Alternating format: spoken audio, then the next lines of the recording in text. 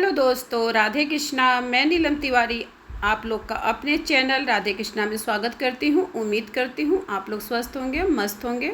भोलेनाथ की कृपा आप सभी लोगों पे बनी रहे। जैसा कि आप लोग जान रहे हैं कि ज्येष्ठ मास चल रहा है। ज्येष्ठ मास में ही वट सावित्री का व्रत आता है, जो कि महिलाएं साल भर तक इसका इंतज़ार करती हैं। ये व्रत जो होता है पति की दीर्घायु और संतान की प्राप्ति के लिए महिलाएं करती हैं।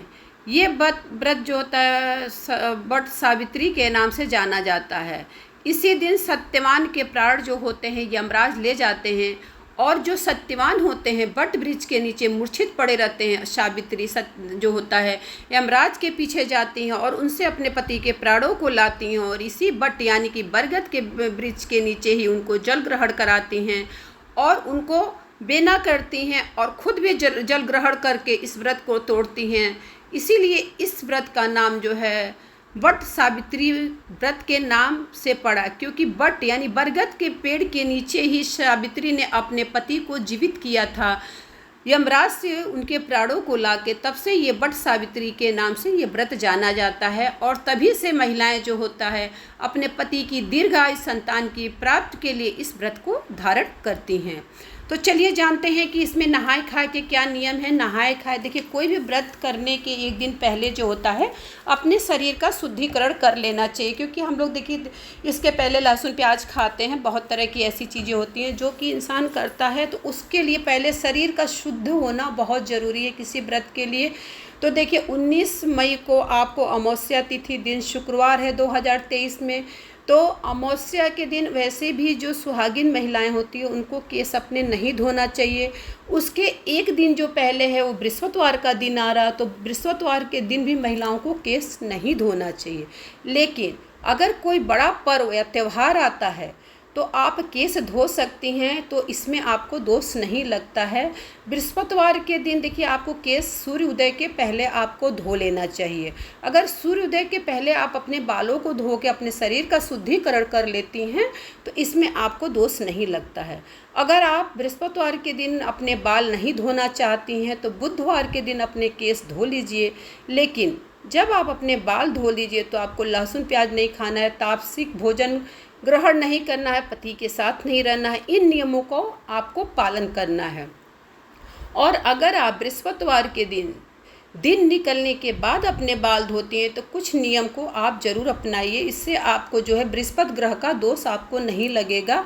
इस दिन क्या करिए कि जल में हल्दी डालिए या पीला चंदन डालिए या पीला पुष्प डाल के आप अपने केस धो सकती हैं, स्नान कर सकती हैं, शरीर का शुद्धिकरण कर सकती हैं।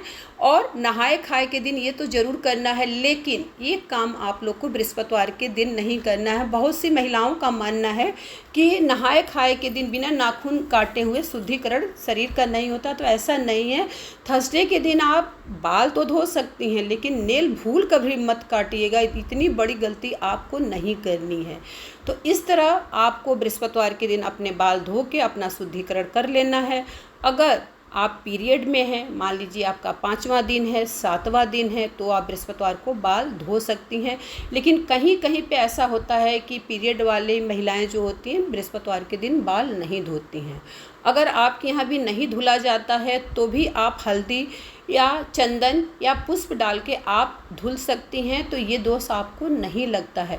कहा जाता है ना कि जब बड़े त्यौहार आते हैं तो बार को नहीं लिया जाता, तब उसमें बृहस्पतिवार के दिन अगर आप बाल धोती हैं तो कोई दोष नहीं लगता। लेकिन अगर आप हर बृहस्पतिवार को बाल धोती हैं तो दोष लगता है। त्योहारों में बार नहीं लिया जाता है, त्यौहार लिया जाता है। इतना आप लोग को समझ में आ गया।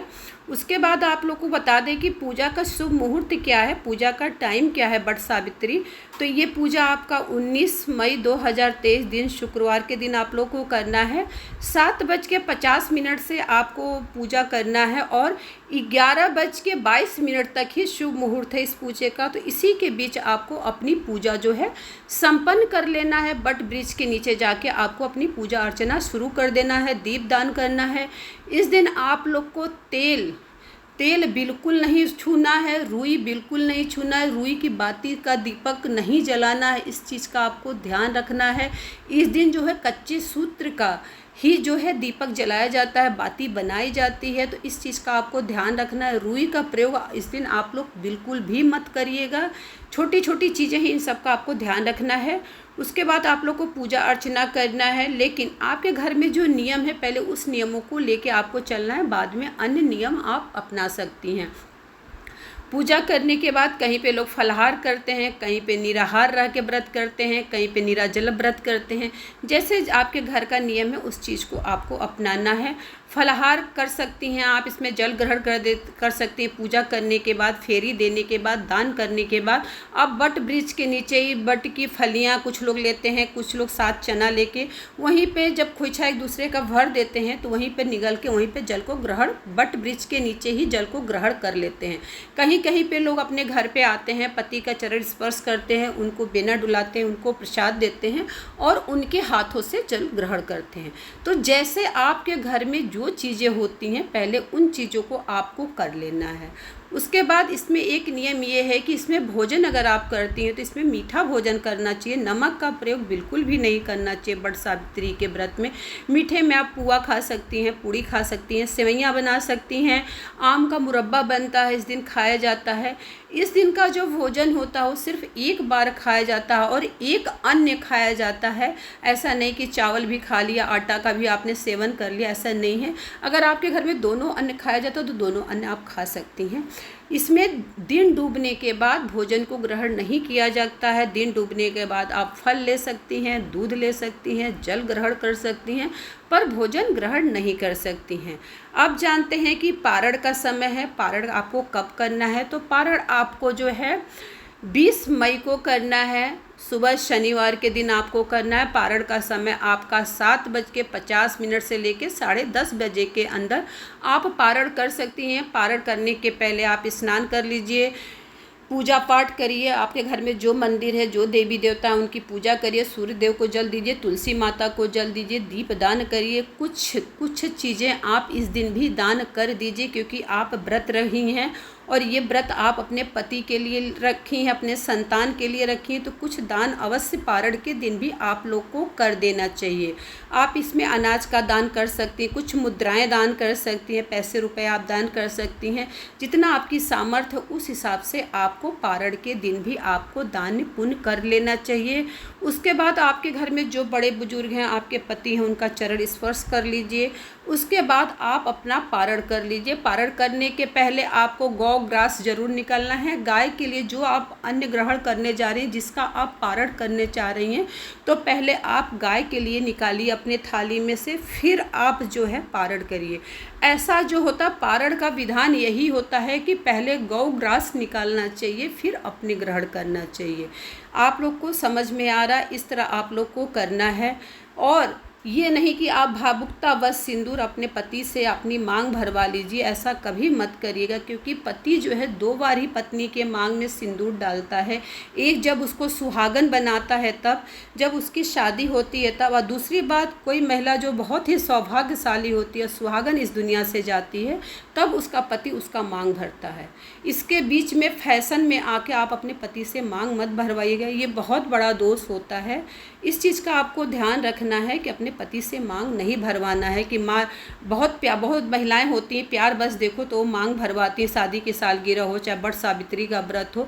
इस तरह व्रतों में देखा जाता है कि महिला अपने पति से मांग भरवाती थी। ये बहनों बहुत ही गलत चीज़ है, इसको आप लोग भूल के मत करिएगा। ये शास्त्र विरुद्ध है। शास्त्र में भी इसका जिक्र कहीं नहीं है। शास्त्र में भी पति के हाथों 2 बार ही पत्नी का मांग भरा जाता है। इस बात का आपको ध्यान रखना है। इस तरह आप लोग को पूजा बट सावित्री का करना है और कुछ दान करना है। कहानी आप बट वृक्ष के नीचे भी सुन सकती हैं। अगर कोई पंडित ब्राह्मण आपको कहानी सुना रहा है, कहानी सुनने के बाद उनको कुछ दक्षिणा अवश्य दे देना चाहिए। अगर ऐसा नहीं है तो आप घर में आके किसी बड़े बुजुर्ग से कहानी सुन सकती हैं।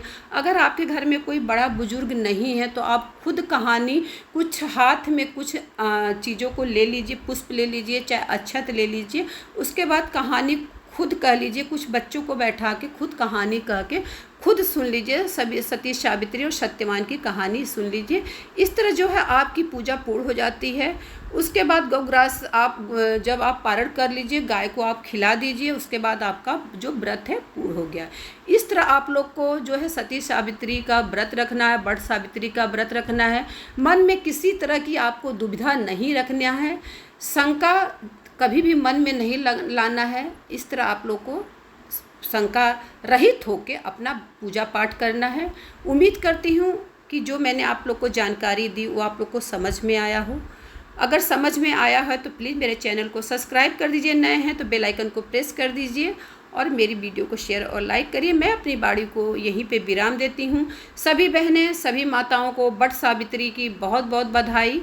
धन्यवाद।